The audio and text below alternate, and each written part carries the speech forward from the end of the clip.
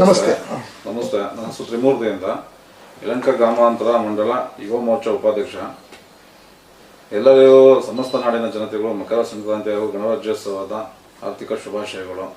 ನಾಡಿನ ಜನತೆಗೆ ಮಳೆ ಬೆಳೆ ಸುಖ ಶಾಂತಿಯನ್ನು ದೇವರು ಕೊಡಲಿ ಅಂತ ದೇವರಲ್ಲಿ ಕೇಳ್ಕೊತೀನಿ ಸರ್. ಇದೇ ಸಂದರ್ಭದಲ್ಲಿ ತಾವು ಒಂದು ಹಲವಾರು ಜನಪರ ಕಾರ್ಯಗಳು ಮಾಡ್ಕೊಂಡು ಬರ್ತಾ ಇದ್ದೀರಾ. ಈ ಒಂದು ಇದರೊಳಗೆ ಈ ವರ್ಷದಲ್ಲಿ ಸಂಕ್ರಾಂತಿ ಹಬ್ಬಕ್ಕೆ ಏನು ಕಾರ್ಯಕ್ರಮ ಹಮ್ಮಿಕೊಂಡಿದ್ದೀರಾ? ನನ್ನ ಕೈಲಾದಷ್ಟು ಎಲ್ಲರೂ ನಮ್ಮ ಕ್ಷೇತ್ರದ ನನ್ನ ಸರೌಂಡಿಂಗ್ ಇರೋ ಜನಗಳಿಗೆ ನನ್ನ ಕೈಲಾದಷ್ಟು ನಾನು ಸಹಾಯ ಮಾಡ್ತಾನೆ ಇದ್ದೀನಿ. ಈಗ ಮೊನ್ನೆ ಹೊಸ ವರ್ಷಕ್ಕೆ ಕ್ಯಾಲೆಂಡರ್ಗಳನ್ನ ಬಿಡುಗಡೆ ಮಾಡಿದ್ದೆ ನಮ್ಮ ಶಾಸಕರ ಕೈಯಲ್ಲಿಂದನೇ. ಇನ್ನು ಮುಂದಿನ ದಿನಗಳು ನಮ್ಮ ಶಾಸಕರು ನಮ್ಮ ಜೊತೆ ಇದ್ದಂಗೆ ನನ್ನ ಕೈಲಾದಷ್ಟು ಸಹಾಯ ಮಾಡ್ಕೊಂಡು ಹೋಗ್ತಾ ಇರ್ತೀವಿ ಸರ್. ಈ ಒಂದು ಹೊಸ ವರ್ಷ ಸಂಕ್ರಮಣ ಇದಕ್ಕೆ ಯಾವುದೋ ಒಂದು ಕಾರ್ಯಕ್ರಮ ಹಮ್ಮಿಕೊಂಡಿದ್ದೀರಾ? ನಮ್ಮ ಇಲ್ಲಿ ಒಂದು ಐತಿಹಾಸಿಕ ದೇವಾಲಯ ಇದೆ ಭೀಮೇಶ್ವರ, ಆ ಒಂದು ಏನಾದ್ರು ಅವತ್ತು ವಿಶೇಷ ಕಾರ್ಯಕ್ರಮ ಹಮ್ಮಿಕೊಂಡಿದ್ದೀರಾ? ಆ ಥರ ಏನಿಲ್ಲ. ದೇವಸ್ಥಾನಗಳಿಗೆ ನನ್ನ ಕೈಲಾದಷ್ಟು ನಾನು ಸಂಕ್ರಾಂತಿ ಹಬ್ಬಕ್ಕೆ ನನ್ನ ಕೈಲಾದಷ್ಟು ನಾನು ಮಾಡ್ತೀನಿ. ಇಂಥದ್ದೇ ಅಂತ ಮಾಡಬೇಕು ಅಂತ ಏನೋ ಅಂದ್ಕೊಂಡಿಲ್ಲ.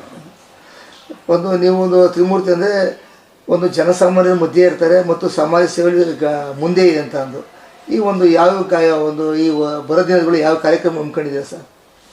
ನಮ್ಮ ಶಾಸಕರ ಆದೇಶದಂತೆ ಇನ್ನು ಮುಂದೆ ಅವರ ಮಾರ್ಗದರ್ಶನದಲ್ಲಿ ಇನ್ನು ಬರೋ ಕಾರ್ಯಕ್ರಮದಲ್ಲಿ ಎಲ್ಲರೂ ಮುಂಚೂಣಿಯಾಗಿ ನಿಂತ್ಕೊಂಡಿರ್ತೀನಿ.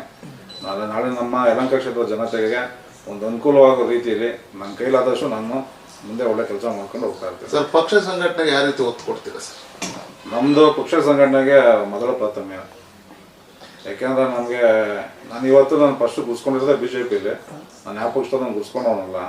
ಇವತ್ತು ನಮ್ಮ ಶಾಸಕರು ನನ್ನ ಯಲಹಂಕ ಕ್ಷೇತ್ರ ನನ್ನ ನೋಡೋ ರೀತಿಯಲ್ಲಿ ನನ್ನ ಗುರ್ಸಿದ್ದಾರೆ ನನ್ನ. ಹಾಗಾಗಿ ನನಗೆ ಪಕ್ಷ ತಾಯಿ ಸಮಾನ. ನಾನು ಆದಷ್ಟು ನನ್ನ ತಾಯಿ ನಾನು ಸೇವೆ ಮಾಡ್ಕೊಂಡು ಹೋಗ್ತಾ ಇರ್ತೀನಿ. ಇದೇ ಸಮಯದಲ್ಲಿ ಮುಂದಿನ ಇನ್ನು ಕೆಲವೇ ದಿನಗಳಲ್ಲಿ ಸ್ಥಳೀಯ ಚುನಾವಣೆ ಜಿಲ್ಲಾ ಪಂಚಾಯತಿ ಮತ್ತು ತಾಲೂಕು ಪಂಚಾಯತಿ ಬರ್ತಾ ಇದೆ. ಈಗ ನಿಮಗೆ ಗ್ರಾಮದಲ್ಲಿ ಎಲ್ಲ ನೂತನ ಒಂದು ಕಾರ್ಯಕರ್ತರಿಗೆ ಜವಾಬ್ದಾರಿ ಜಾಸ್ತಿ ಇದೆ.